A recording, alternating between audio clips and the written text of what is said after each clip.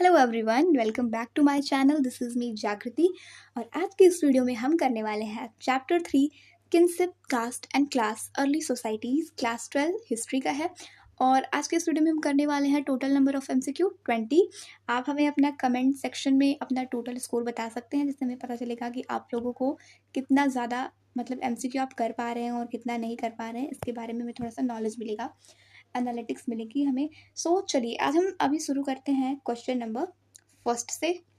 हमारा question number first है, which text is one of the most important sources to study kinship and family in early societies. Question पूछ रहा है कि कौन सा टेक्स्ट है जो कि एक बहुत ही इंपॉर्टेंट सोर्स है किसको स्टडी करने के लिए, किनशिप एंड फैमिली को स्टडी करने के लिए, है ना। यानी कि राजा और उनके परिवार के बारे में अगर हमें पढ़ना है तो इसमें से कौन सा इंपॉर्टेंट सोर्स है। सबसे पहले हम ऑप्शंस पढ़ लेते हैं। अर्थशास्त्र, महाभारत, मनुस्मृति और है ऋग्वेद। सो बेसिकली हम पहले अर्थशास्त्र के बारे में जानते हैं कि हम अर्थशास्त्र के बारे में क्या जानते हैं। अर्थशास्त्र जो था वो किसके द्वारा लिखा गया था? It was written by Kautilya. किसने लिखा था? कौटिल्य ने लिखा था। ओके और ये किस चीज़ के बारे में जानकारी देती थी? ये जानकारी बुक देती थी स्टेट क्राफ्ट या फिर एडमिनिस्ट्रेशन वगैरह के बारे में। ठीक है, ये इन सब चीज़ों के बारे में जानकारी देती थी। दूसरा जो है हमारा ऑप्शन महाभारत है। हमने महाभारत से ही तो पढ़ा है, महाभारत के बारे में ही अपने चैप्टर 3 में तो पढ़ा है, जो हम चैप्टर ये कर रहे हैं इसी सारी चीज़ों में तो पढ़ा है। और इसमें भी हमने ये पढ़ा है कि कैसे रूलर्स के बारे में, रूलर्स, उनके मैरिजेस और उनके किनशिप्स एंड सारी चीज़ों के बारे में पढ़ा है ना। तो हमारा करेक्ट ऑप्शन क्या होगा? महाभारत ही ऐसा टेक्स्ट है जो हमने एक इंपॉर्टेंट सोर्स है जो किसके बारे में बताएगा? To study kinship and family. Hope this is clear now. Question number 2 के बारे में चलते हैं। Now what is question number 2? Who composed the Mahabharata? Mahabharata किसके द्वारा लिखा गया था? हमारे ऑप्शंस हैं। पहला ऑप्शन है वाल्मीकि। वाल्मीकि जी ने क्या लिखा था? वाल्मीकि जी ने रामायण लिखा था। रामायण जो है हमारा वो किसके द्वारा कंपोज्ड है? रामायण जो है वो हमारा वाल्मीकि जी द्वारा कंपोज्ड है। दूसरा है विष्णु शर्मा। अभी विष्णु शर्मा क्या लिखे थे? ये पंचतंत्र की कहानियां लिखे थे। जो भी हमारे पंचतंत्र की कहानियां होती हैं वो विष्णु शर्मा के द्वारा लिखी गई हैं। अगला है वेद व्यास। आपने वेद व्यास अपने इसको सुना सुना सा लग रहा है? जी बिल्कुल लग रहा है, क्योंकि वेद व्यास जो है वो हमारा महाभारत, वेद व्यास जी ने ही हमारे महाभारत को कंपोज किया था, राइट। और कालिदास ऐसे डिफरेंट डिफरेंट बुक्स को कंपोज किए हैं, जैसे कि उनमें से एक बुक है अभिज्ञान शकुंतलम, जो कि कालिदास ने कंपोज किया था।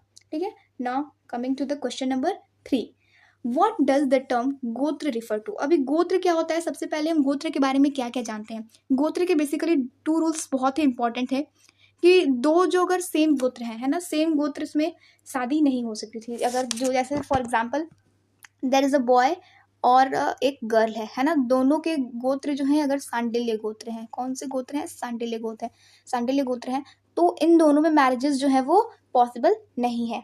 ठीक, अगर मैरिजेस कब पॉसिबल होंगे? मान लो अगर ये गोत्र सांडिल्य है और ये कोई और दूसरा गोत्र हो, यहाँ पे कोई और गोत्र हो, तो मैरिजेस हो सकती हैं, पॉसिबल हो सकती हैं। ठीक है, then only marriages can be possible, otherwise no marriages possible. तो ये था हमारा रूल नंबर फर्स्ट।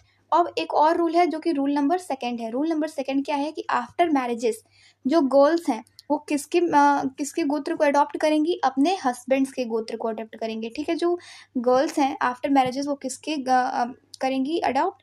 गोत्र। फॉर एग्जाम्पल अगर मैं समझाऊँ, अगर लेट सपोज ये जो गर्ल थी इसका कोई एक्स गोत्र था, ठीक है, और ये जो बॉय था इसका गोत्र था मान लो वाई, है ना। हम यहाँ पे नेम नहीं दे रहे हैं, यहाँ पे एक्स और वाई के पर्पज से समझ रहे हैं। इन दोनों का मैरिज हुआ, है ना।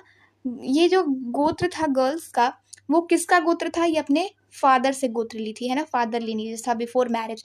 लेकिन आफ्टर मैरिज क्या होगा? ये गोत्र वाई अडॉप्ट करना पड़ेगा। ठीक है, यानी कि अपने हस्बैंड का गोत्र इसको अडॉप्ट करने पड़ेगा और अपने फादर का गोत्र इसको छोड़ना पड़ेगा। ये 2 रूल्स थे जो कि गोत्र के बेसिक रूल्स होते हैं ना। हमारे ऑप्शंस क्या हैं? What does the term gotra refer to? ये गोत्र होता क्या है? Clan of mother, clan of father और lineage, caste of wife, social status. तो इसका करेक्ट ऑप्शन है क्लैन ऑफ फादर या लीनिएज जो होता है वही होता है गोत्र। ठीक है, यानी कि जो भी हमें फादर से जो मिलता है ना वो होता है हमारा गोत्र। यो फादर्स के जो लीनिएज होते हैं उसमें से गोत्र निकलता है। नाउ क्वेश्चन नंबर 4 पैट्रिलिनी मिथ। अभी पैट्रिलिनी क्या होता है? दो टर्म्स होते हैं, सबसे पहला है पैट्रिलिनी और दूसरा है मैट्रिलिनी। देखो आपको ये कैसे याद करना है, एम से मदर और एम से होता है मैट्रिलिनी, ठीक है। ये जो एम से स्टार्ट होगा ना मैट्रिलिनी, वो क्या होगा, मदर का होगा। तो पी से जो स्टार्ट होगा वो जो बचा वो किसका होगा, फादर का होगा। तो पैट्रिलिनी जो होगा वो किसका होगा, फादर का। यानी कि यहाँ पे दिया है option, descent through mother's line, descent through father's line, matrilineal rule, या फिर no fixed decent.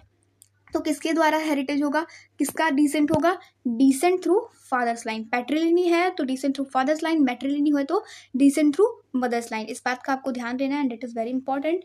Now coming to the question number 5, which Veda mentions the origin of varna system. अभी इनमें से कौन सा जो वेद है वो किसको मेंशन करता है, वर्ण सिस्टम ऑर्डर को। हमारे ऑप्शंस है ऋग्वेद, सामवेद, यजुर्वेद और अथर्ववेद। अभी ऋग्वेद के बारे में छोड़ते हैं, सबसे पहले हम क्या पढ़ने वाले हैं, यजुर्वेद के बारे में। यजुर्वेद किस चीज़ों के बारे में मेंशन करता है, रिचुअल्स और सेक्रीफाइसेस के बारे में मेंशन करता है, ठीक है। सामवेद क्या होता है, म्यूजिकल कोनोटेशंस के बारे में मेंशन करता है। और अथर्ववेद जो हाइम्स होते हैं, यानी कि हमारे सोशल और डोमेस्टिक लाइफ में जो एवरीडे लाइफ में होता है उसके बारे में ये अथर्ववेद मेंशन करता है। अभी वर्ण सिस्टम के कौन सा वेद मेंशन करता है, ये होता है ऋग्वेद में। कौन से मेंशन में, कौन से वेद में, ये हमारा ऋग्वेद मेंशन करता है origin of the varna system, ठीक है। और साथ ही साथ एक और वेद जाना जाता है जिसको हो तमिल्स फिफ्थ वेद के नाम से जानते हैं, है ना। फिफ्थ वेद जिसको नाम जाना जाता है वो आप हमें कमेंट सेक्शन में बताइए कि फिफ्थ वेद के नाम से कौन सा वेद जाना जाता है। यानी कि हमारे 4 वेद तो यहाँ पे दिख रहे हैं ना, ऋग्वेद, सामवेद, यजुर्वेद और अथर्ववेद। एक फिफ्थ वेद के नाम से भी कुछ लोग जानते हैं, एक किताब को, एक बुक को, तो वो एंथोलॉजी को, तो उसको किसके नाम से जाना जाता है वो आप हमें बताएं कमेंट सेक्शंस में। चलिए अब हम चलेंगे क्वेश्चन नंबर 6 पर। क्वेश्चन नंबर 6 है हमारा, the varna system is explained in which hymn of Rigveda. जो वर्ण सिस्टम है वो कौन सी हाइम में मेंशन है ऋग्वेद की। तो हमारे ऑप्शंस क्या क्या हैं, गायत्री मंत्र, पुरुष सूक्त, नसदीय सूक्त और अग्नि सूक्त। तो पुरुष सूक्त जो है इसके बारे में आपको थोड़ा सा एक ब्लू बॉक्स जो होता है ना आपके साइड लाइन्स में, सॉरी चैप्टर्स में साइड में एक ब्लू बॉक्स होता है, उसमें पुरुष सूक्त के बारे में मेंशन किया गया है। तो पुरुष सूक्त जो है वो किसके बारे में बताता है, वर्ण सिस्टम के बारे में बताता है, ठीक है। Now coming to the question number 7। Question number 7 है हमारा, which varna was considered the lowest in hierarchy.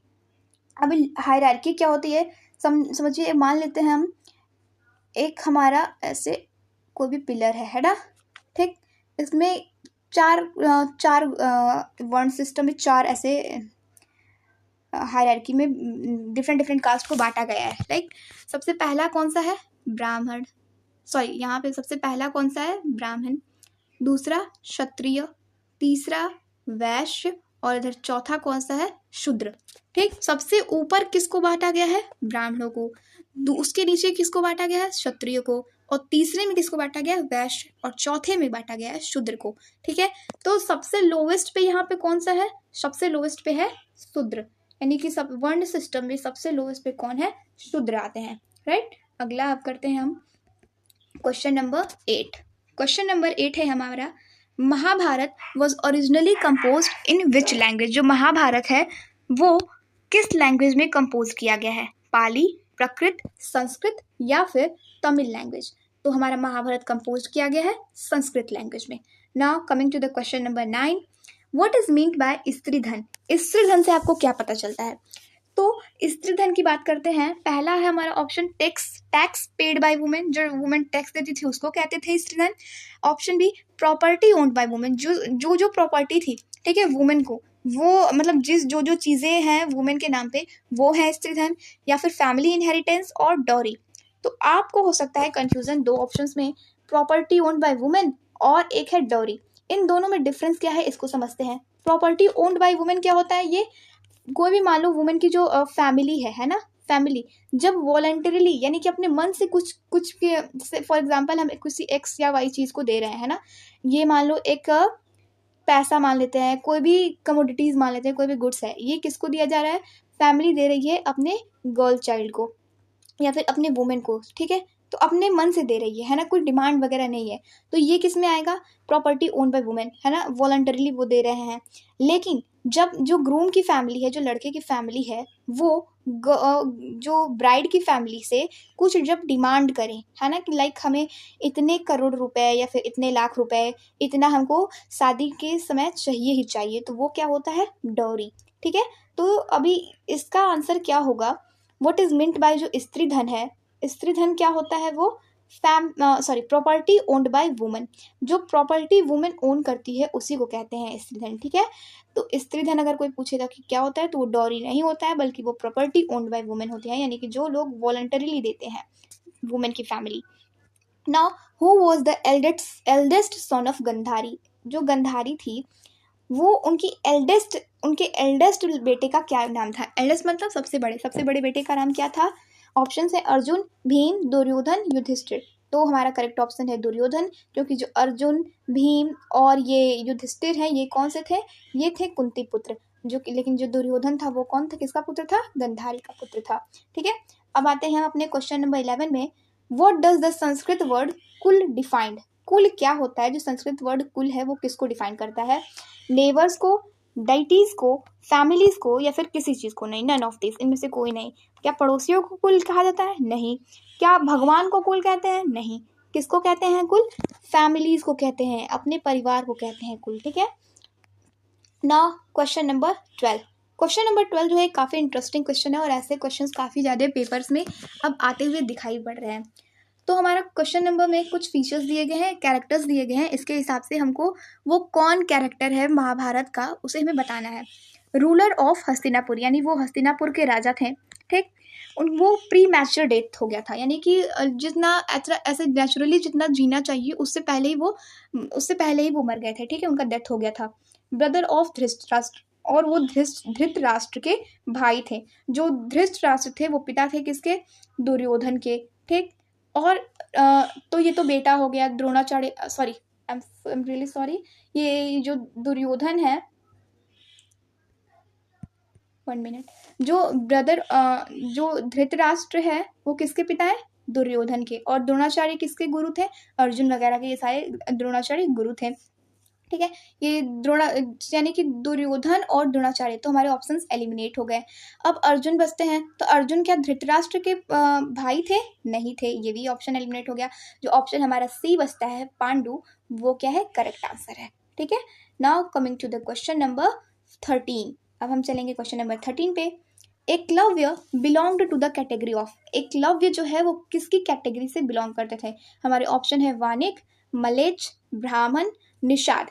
तो हमारे सबसे पहले वाणिक समझते हैं, वाणिक क्या होता है। वाणिक किसको कहा जाता है, ट्रेडर को, जो भी किसी चीज़ का ट्रेड करते हैं ना, वाणिक उसको कहा जाता है। ये एक संस्कृत वर्ड है वाणिक। मलेच्छ यानी कि जो हमारी ये कंट्री है, यहाँ से कुछ लोग और आ गए, फॉरेनर्स आ गए, उनको कहा जाएगा मलेच्छ। या फिर जो हमारे ब्राह्मणिकल रिचुअल्स थे, इनको जो नहीं मानते थे या फिर संस्कृत वगैरह नहीं बोलते थे, उनको भी कहा जाता था मलेच्छ। और ये है ब्राह्मण, और चौथा है Nishad.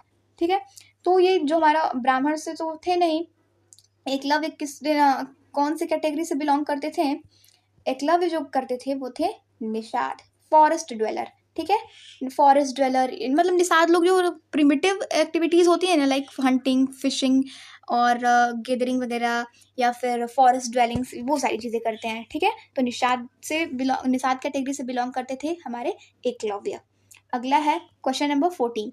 Endogamy means marriage outside one's caste, within one's caste, between different varnas, या बिटवीन सिबलिंग्स। अभी एंडोगेमी क्या होता है, एंडो मतलब क्या होता है, अंदर, इनसाइड, एंडो मतलब इन समझते हैं हम, आप याद रखिए एंडोगेमी। और एक होता है एक्सोगेमी, एक्स मतलब आउट, एंडोगेमी मतलब एंड मतलब अंदर, यानी कि अपने ट्राइब के अंदर ही, विद इन वंस ट्राइब, है ना, अपने ट्राइब के अंदर ही, अपनी कैटेगरी के अंदर ही जब मैरिज करेंगे तो उसको क्या बोलेंगे, एंडोगेमी। और जब अपने कैटेगरी के बाहर कर लेंगे तो उसको क्या बोलेंगे, एक्सोगेमी। ठीक, और तो यहाँ पे क्या लिखा है हमारे क्वेश्चन में, endogamy means marriage outside one's caste, क्या अपने कास्ट के बाहर करेंगे तो आउट होगा, नहीं। विद इन वंस कास्ट, जी हाँ बिल्कुल, जो हमारे कास्ट के जब अंदर होती है शादी तो क्या कहलाता है, एंडोगेमी। तो इसका करेक्ट आंसर है B, option B, within one's cast.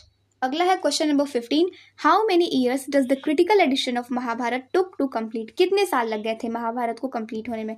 47 years, 48 years, 37 years या 39 ईयर्स? तो करेक्ट आंसर है हमारा 47 ईयर्स लगे हुए थे। Now question number 16, who began working on the critical edition of the Mahabharata, किसने शुरुआत की थी महाभारत के क्रिटिकल एडिशन को बनाने की, किसने शुरुआत की थी? सबसे हमारे ऑप्शन है पाणिनि, बी वी.एस. सुक्थांकर, सी आर्यभट्ट और चौथा है कालिदास। तो वी.एस. सुक्थांकर 1919 में इसकी शुरुआत किए थे इस क्रिटिकल एडिशन महाभारत के बनाने की। अगला है question number 17, which varna was expected to study and teach Vedas, कौन से वर्ण से एक्सपेक्टेड था कि वो क्या करेंगे, वेद को पढ़ाएंगे और स्टडी करेंगे, उसको पढ़ेंगे? सबसे पहला ऑप्शन है ब्राह्मण, क्षत्रिय, वैश्य, शूद्र। तो इसका करेक्ट ऑप्शन होगा ब्राह्मण, लेकिन हम इसके बारे में भी पढ़ सकते हैं। क्षत्रिय क्या करते थे, इंगेज्ड इन वॉरफेयर, है ना, वॉर वगैरह युद्ध वगैरह हुआ तो उसको भी लड़ते थे, और साथ ही साथ ये सब स्टडी भी कर सकते थे, स्टडी वेद कर सकते थे, टीच नहीं करना था। पढ़ाना किसको अलाउ था, ब्राह्मण्स को। स्टडी वेदास ये क्षत्रिय कर सकते थे। वैश्य भी वेद को पढ़ सकते थे, लेकिन शूद्र जो थे वो अलाउ नहीं थे, शूद्र और वुमेन अलाउ नहीं थी वेद को पढ़ने के लिए। वैश्य क्या करते थे, देवर इंगेज्ड इन ट्रेड, और शूद्र इन सारी जो ऊपर की कैटेगरी हैं उनको सर्व करती थी। ठीक है, अगला है question number 18, according too early societies property was generally inherited by, पिछली सोसाइटीज के अनुसार प्रॉपर्टी किसके द्वारा इनहेरिट किया जाता था? सपोज मेरे फादर के पास एक्स प्रॉपर्टी है ना, तो हम एक मेरा भाई है और यहाँ एक मैं हूँ, है ना, सिस्टर, या फिर मतलब मेरे पापा के दो बेटे बेटियाँ, ठीक है, one my brother and another my sister. So जो इसकी प्रॉपर्टी है वो पिछले सोसाइटीज़ की, मतलब ये जो एक्स है वो किसके द्वारा इनहेरिट किया जाएगा, सन के द्वारा या डॉटर के द्वारा? ठीक है, इसको एस मान लेते हैं और इसको डॉटर मान लेते हैं, है ना, तो ऐसे इजी रहेगा। तो जो पुत्र थे और पुत्रियां थी, ठीक है, तो पुत्र करते थे, हाँ बिल्कुल सही है। जो हमारा प्रॉपर्टी इनहेरिट होता था वो किसके द्वारा होता था, सन्स के द्वारा होता था, पत्नियों के द्वारा नहीं होता था, पुजारी के द्वारा नहीं होता था, बेटियों के द्वारा भी नहीं होता था। किसके द्वारा इनहेरिट होता था, वो सन्स के द्वारा ही इनहेरिट होता था। ठीक है, अगला है question number 19, according to Manusmriti who were not entitled to study the Vedas. अभी हमने पढ़ा कि किसको वेद पढ़ने को अलाउ नहीं किया गया था, वैश्य, क्षत्रिय, शूद्र या फिर ब्राह्मण। तो किसको नहीं अलाउ किया गया था, शूद्र को अलाउ नहीं किया गया था। ठीक है, जो वो वेद थे वो किसके द्वारा पढ़े जा सकते थे, सिर्फ और सिर्फ ब्राह्मण, क्षत्रिय और वैश्य के द्वारा पढ़े जाते थे, ना ही शूद्र को अलाउ था, ना ही वुमेन्स को अलाउ था ना। क्वेश्चन नंबर 20, क्वेश्चन नंबर 20 है हमारा, what does the Mahabharata reflect about Indian society. Mahabharata जो है हमारे भारतीय सोसाइटी के बारे में क्या दर्शाता है, only religious practices, only political life, social, political and economic life, या ओनली कल्चरल लाइफ? तो इसका करेक्ट आंसर है option C, social, political and economic life. ये तीनों दर्शाया जाता था। ठीक है, सोशल यानी कि सामाजिक, हम देखते ही थे मैरिजेस, फैमिलीज, ये सारी चीज़ों के बारे में महाभारत में ढेर एक्सप्लेनेशन। पॉलिटिकल, हमने किनशिप, कास्ट, क्लास, इन सारी चीज़ों के बारे में पढ़ा, तो पॉलिटिकल भी हो गया, वॉरफेयर वगैरह के बारे में पढ़ा। इकोनॉमिक लाइफ, हम देखते थे कि क्राफ्ट्स के बारे में, ट्रेड एंड कॉमर्स के बारे में, इन सारी चीज़ों के बारे में बताया गया है। तो हमारा करेक्ट ऑप्शन होगा option C, social, political and economic life. Guys, हमने 20 क्वेश्चंस प्रैक्टिस कर लिए from this chapter number 3। I hope आपको ये पसंद आया हो। Thank you so much for watching this video. Please like, share and subscribe for such more videos. Thank you so much.